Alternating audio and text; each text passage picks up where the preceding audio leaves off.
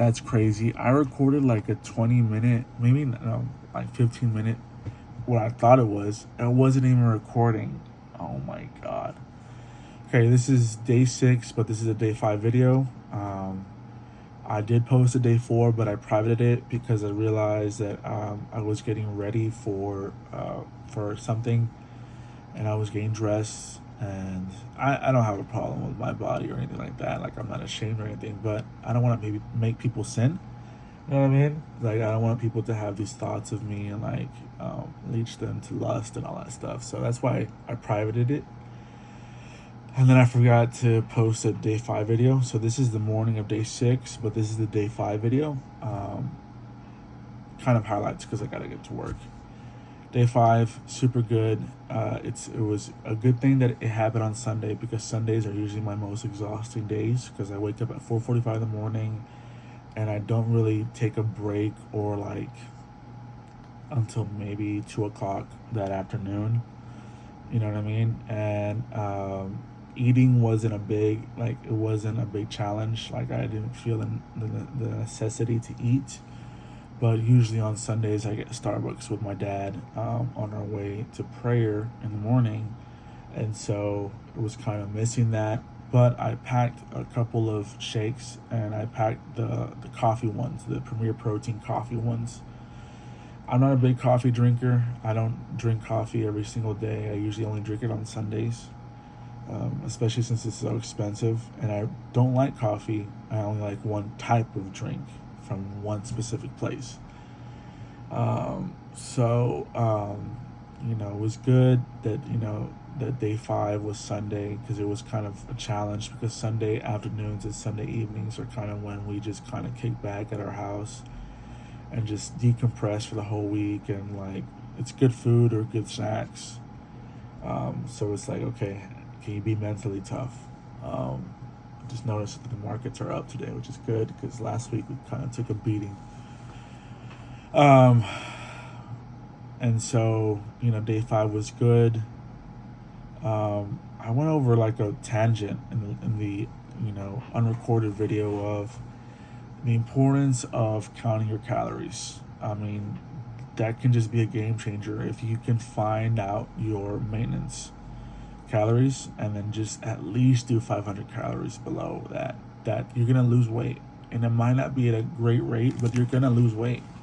And the thing about that is that we're so focused on like, oh man, it's gonna take me 2-3 years, it's gonna take me this or that. Okay, but just start. You know what I mean? Because if you don't start, 2-3 years are gonna pass, and you'll be like, oh, I wish I would have done this 2-3 years ago. And it can just be as simple as, okay, let's just say your maintenance is 3,200 calories, right? Which probably means my maintenance is like 3,900 calories. You know what I mean? Like, if I want to maintain 395 pounds at 6 feet tall, at 24 years age, male, then I have to consume 3,900 calories every single day, and I'll stay the same weight.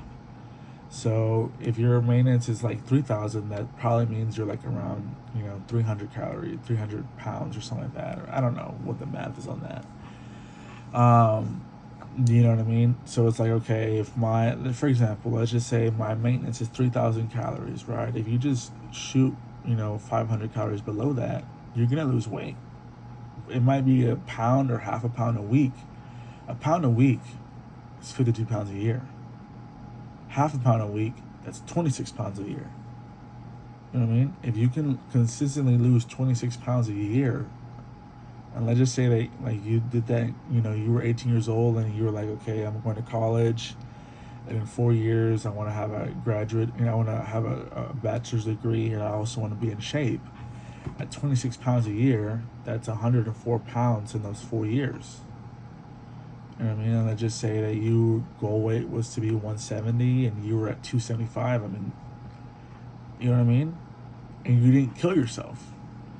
Because, if you do the effort and research, you know what I mean? Again, there's a difference between, wanting to lose weight and wanting to be healthy. Because to lose weight, you don't have to eat healthy. But to be healthy, you have to eat healthy. I think we all know the study of that guy that just ate like, I think, Twinkies and McDonald's, and he lost like 15 pounds in a month because he was in a calorie deficit. Now, he probably didn't feel good. He probably, that's probably going to give you other complications. You know what I mean? But you're going to lose weight, right? So there can be a balance there. It's like, we get into our heads, or like, oh man, I'm not going to be able to eat this or eat that. And some people will be like, yeah, well, you're not even supposed to eat that, or you're not supposed to do that, or whatever, right? Food tastes good, okay? Let's not lie to ourselves. Food tastes good. Otherwise, if it didn't, we wouldn't be the way we are, right? But you can find a balance. It's like, before I started this challenge, I started lowering my calories by 200 calories a day.